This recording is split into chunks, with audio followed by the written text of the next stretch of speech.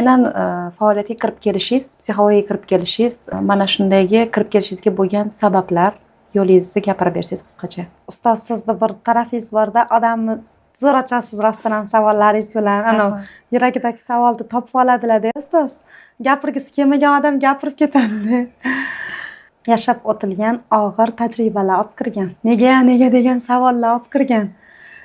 Qisqa qilib aytsam agar, shunaqa bo'ladiki, holatim shunaqa ediki, moddiy narsadan ko'ra meni, hattoki oddiygina kiyim ehtiyojidan ko'ra meni ichimda savollarim shunaqa bunt ko'targan ediki, faqat mana shu savollarni bostirish xohishi kuchayib ketganda, men kiyim olmasdim, lekin to'xtovsiz psixolog, to'xtovsiz kurslar, qachon odam shunaqa qilishi mumkin? Qachonki уже chidab bo'lmayapti hech nimaga. Hech narsa ko'ziga ko'rinmayapti, na uy-joy ko'rinyapti ko'ziga, na pul ko'rinyapti ko'ziga.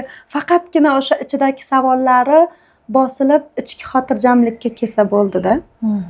Demak, halovatsizlik ko'p bo'lgan sizda kirib kelgunizgacha. Juda stress, depressiya juda ko'p bo'lgan.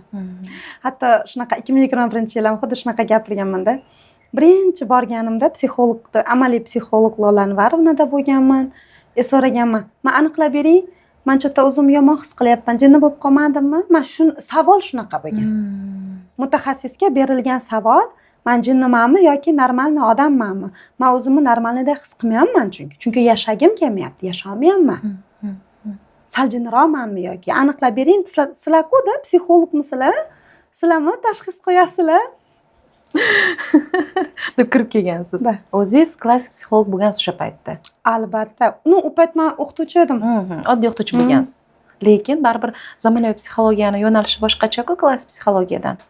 Ya'ni klassik psixologiya xuddiki bosh og'rig'iga trimol dorini yozib bergandek oddiygina nazariy ma'lumotlar bersa, bunda endi ruhiyat bilan chuqurroq, odam emotsiyalari bilan chuqurroq ishlash ketadi-da baribir.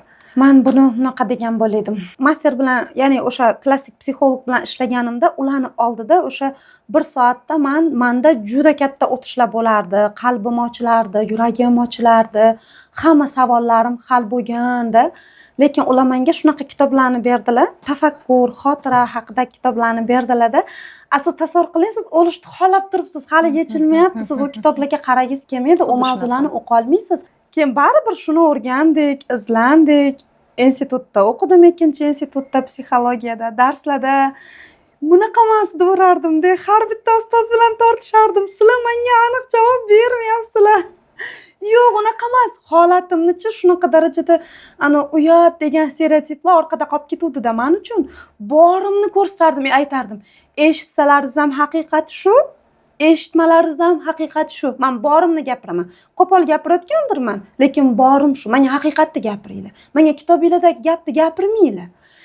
O'sha institutdagi men shunaqa tashakkurlik bildiraman, professor ustozlarimiz unda siz bizdan qidirmang, biza o'qituvchi biza pedagog, psixolog biza faqat nazariya, siz частный psixologlarga murojaat qiling.